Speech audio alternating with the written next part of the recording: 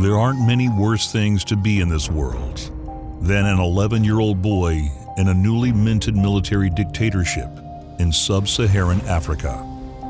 The modern borders of Uganda are the product of English peace treaties with the numerous native kingdoms who were already there when the English arrived. When the UK decolonized, it left Uganda to its own devices. It didn't take long before the local, ethnic, religious, and cultural differences torpedo any chance at democracy. A former British soldier named Idi Amin is appointed the head of the Ugandan army. When Amin gets word he's going to be arrested for corruption, he stages a coup and topples the democracy. The man who once said you can't outrun a bullet was now running the country. John Mugabi was one of the great mass of Ugandan people living in the capital of Kampala when Idi Amin staged his coup. One day, with little other options, a preteen John Mugabi resorts to stealing to survive. Shirtless and shoeless, he slips past the concierge and rushes the buffet at the Colonial Hotel in the capital. The buffet was set out for an officials' meeting for the Ugandan national boxing team. It was the first meal boxing ever gave to John Mugabi, but it wouldn't be the last. With absolutely nothing to lose, John gets curious and wanders into the gym.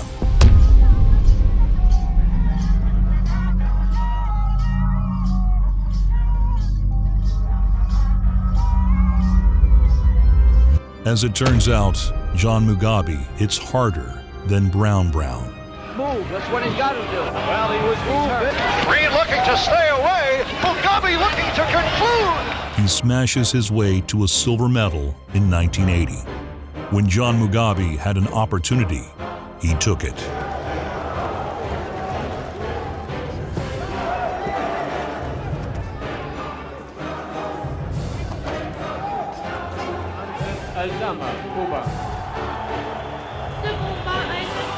He immigrates to England to get proper instruction. After nearly a decade of famine and oppression, Amin is overthrown by an army of exiles and chased from the capital city. Idi Amin needed fear to unite the fractured people of Uganda. All John Mugabi needed was his own two heavy hands. With the whole of Uganda in his corner, John makes his professional debut. Though he fought at 154 pounds, there was an unspoken weight to his punches. He was a raw, destructive force that changed whatever he hit. Not to say his style wasn't without its subtlety, but who needs subtlety with this much raw power? Once John got going, the only thing that could stop him was him. He knocked out his first 14 opponents before taking on Gary Guyton. Guyton not wasting a moment's time. Crap on Mugabi, despite that impressive record. Opening part of this round. John hit this man with a right hand that had him reevaluating his entire career. John Mugabi understands how hard he hits, politely gives him a moment. Can you believe it? Mugabi. Credit to him, Gary gets his courage up and tries to give John a fight. Tries being the operative word there. We have Mugabi's manager trainer here.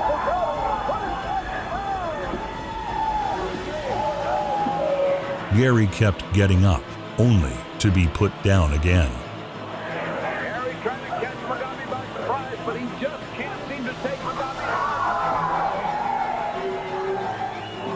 Final seconds. Round two. Why did Mugabi walk away from Guyton when he obviously had him in big trouble? If this was on Animal Planet, Mugabi would be dragging Gary up a tree by his broken neck to feed him to his young. Mugabi here in round three, putting Guyton down twice, and this the finisher. This looks to be all over. Yes, it is. Yes, it is. Well, John Mugabi showed us he could punch in Las Vegas. He certainly reaffirmed it in Tampa. Mugabi essentially fought without a game plan. He never seemed to need one. He had an opponent pull out the morning of the fight. Rather than let a training camp go to waste, John took on 13-2 Jeff Nelson on about 12 hours' notice. Was originally the opponent for John Mugabi, but he dropped out of the fight. Burns, Duran, Benitez, looking. John spent the whole first round hunting with his straight right hand. Right, he's hurt. There is the right that didn't guide it. Guided it went down 4 times in 3 rounds. And there is a left. First, Mugabi, a junior middleweight. But his trainer, George Francis, says he has the strength of a heavyweight. You can see the way he is built. Move. That's what Nelson spent most of the second round getting up from Mugabi's lethal left hook. Right now, a big left, followed by a right. I think something's wrong with Jeff Nelson's leg. 30 seconds to go in round number 2. And Nelson stumbles to the canvas. The officials thought better of a third round. In effect, the winner by technical knockout and still undefeated, John Mugabi. John was fighting and winning by knockout every single month. He had life-changing, concussive power and the killer instinct of an apex predator. John didn't box his opponents, he gored them. John saw the tells. Sometimes it was as subtle as widened eyes or raised eyebrows. Sometimes it was an immediate and drastic change in tactics. Sometimes it was the way they fell down and twitched. John Mugabi's power changed whoever he hit, and the killer instinct to not let a hurt opponent off the hook. Until finally he met an opponent who could handle John's power. James Hard Rock Green was a reckless 5'4" stump of New Jersey muscle. Beast Mugabi, all of his fights end in the first 3 rounds. Does that influence the way you're going to conduct those first 3 rounds? No, it doesn't. It doesn't change my style of fighting. You know, like I said, I'm going to be right there on top of make them miss. You know, the first 3 rounds, be there, make them miss, punch yourself out. And later rounds, from 6th on to the 10th, that's something I'm going to open up. That's something to show my style.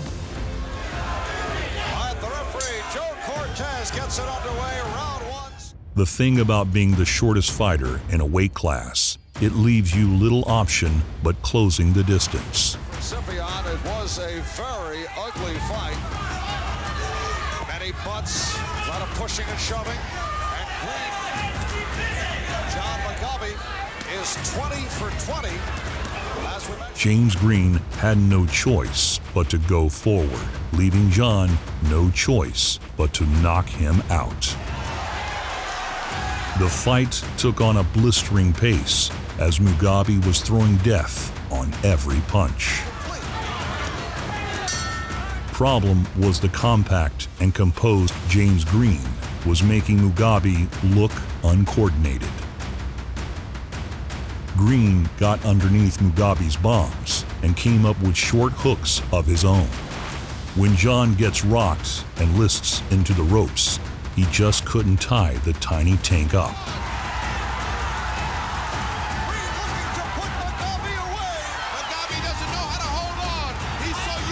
It turned into a classic war as they brawled into the night.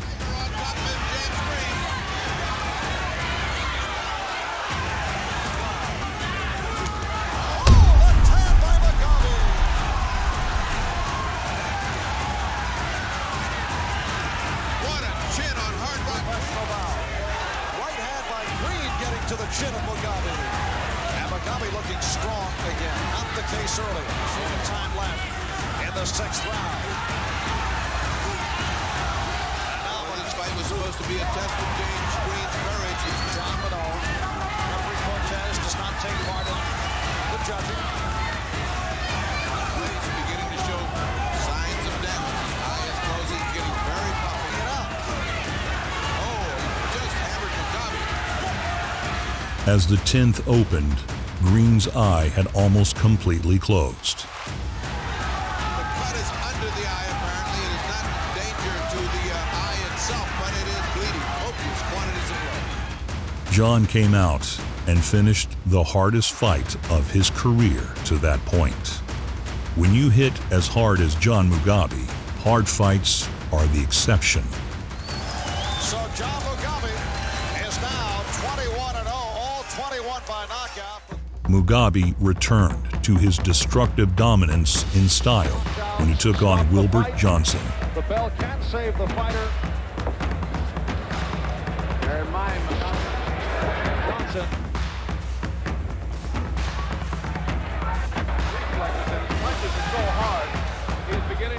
After a feeling out first round, Johnson threw a jab. John slips and counters with a vicious left hook. That was all it took. John was making money for the first time in his life. He went from stealing to survive to having wealth beyond his wildest dreams. John was entirely unprepared for his new lifestyle. He was living in a mansion without electricity because he'd never before experienced getting a bill in the mail, so he didn't pay them. He was generous with his people because when he was living on the streets of Kampala, somebody was generous with him. When he was poor, somebody took care of John Mugabi. Now that he was rich, John felt the obligation to take care of others too. John kept proving himself the apex predator at 154 pounds. He took on Frank the Animal Fletcher, a southpaw brawler renowned for getting into slugfests. Those are very loose strokes. First punches of the corner. And the crowd responds. Seeming content to feel him out. The hook thrown. First round is Mugabi. He did land the right hand. We'll be right back to it. Fighting for the gold of the 1980. Second round, Fletcher. Oh, there's a right on target. But against John Mugabi, Frank chose not to go straight at John's preposterous power. Trying to get off the ropes. Mugabi with the combination. And Fletcher. Let's see. Those ropes. As soon as that back touches the ropes, on comes John to beat Mugabi. With that right hand. Good left by Fletcher. Fletcher keeps carrying on.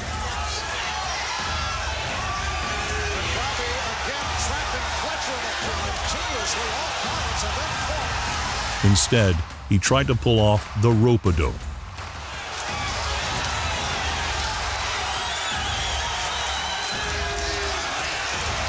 Combination by Mugabi. His timing has Fletcher went to the ropes and shelled up, trying to counter Mugabi where he could. The tactic backfired when Mugabi drove him through the ropes to finish it in the fourth. You must be thinking title. I'm thinking middleweight title, junior middleweight title. I think I'd enter him for Miss Universe, any title, as long as somebody wants to give me a title fight. Mr. Hagler, Mr. Hearns, the WBA, they can't avoid him forever. He is the most exciting and the best fighter in the junior middleweight and the middleweight division. John is the number one 154-pound contender already when he takes on Earl Hargrove. It took John about a minute and a half to extend his undefeated knockout streak to 24 fights. Guys are throwing everything they got in the first round.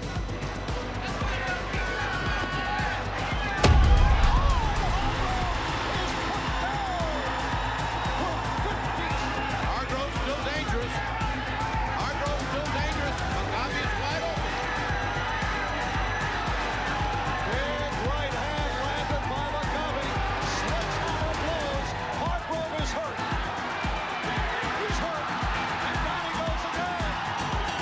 As they continue to attempt to Earl Hargrove. It was a matter of time until John had the opportunity of a lifetime against one of the Fab Four. With Leonard and Duran taking time off, the decision was made who John would fight in a legendary war. When the smoke clears, it was Marvin Hagler who was standing over Tommy Hearns as middleweight champion. I wanted to show the world I am the greatest now. Well, you are the greatest middleweight. There's no doubt about that. It was the type of fight that fans would mortgage a house to see front row. Marvin Hagler and John Mugabi were both tough as nails power punchers. Marvin Hagler. What does it have to do with this particular matchup again? The night they met was one of the most brutal in middleweight history. There's a left landed to negate the punching power.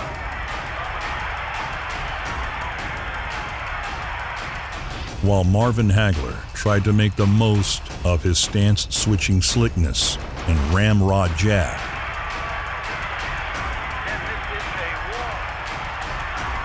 John Mugabi laid it all on the line for the people of Uganda. He's up and that power just moved him back. And Marvin landed a good right hook. Hagler working up. Two solid right jabs. And a shot at boxing immortality. Good combination. The fight devolved into a legendary war, with both champion and challenger getting pushed to their absolute limit. Around is Hagler. Circle in very wide. That's about the straightest one he threw. Well, what Hagler is doing is moving right around. He caught a left counter. Another left counter from Mugabi, and Hagler won't move back. A test of wills finally. Tim, we talk about a guy with an iron shin. Mugabi has it. Mugabi attempted to grab Hagler. And Mugabi fires back. Hagler seems to be much better off in this fight. Oh, a good straight left by Hagler. And a right hook. Combination from... Oh, an uppercut lead. That landed. But Mugabi fires back a left. Well, Mickey Dubb said win or lose. He said Mugabi would come out a much more popular fighter. John gave every ounce of energy he could muster. I got the impression that they... But in the end, Marvelous Marvin proved why many think he's the best middleweight of all time. Just taking him apart with short little punches. Wings two over the top just for good measure, and he's got him hurt. He's got him hurt. Mugabi finally goes down. In the 11th round. Though John fell short of his championship goal, the only shame to be found was the shame there wasn't a rematch. He fought his heart out and made his people proud. It can take a strong man to unite a weak nation. Idi Amin was able to briefly hold Uganda together through fear and violence. That didn't make him strong. Nobody afraid of their own people is worthy to be called strong. Nobody who kills thousands of innocents is deserving of the title man. When Idi Amin plunged Uganda into its darkest period, it was John Mugabi that the people of Kampala were truly united behind. While people might spit at the name of Idi Amin, John Mugabi's name never failed to bring smiles to people who had little to smile about.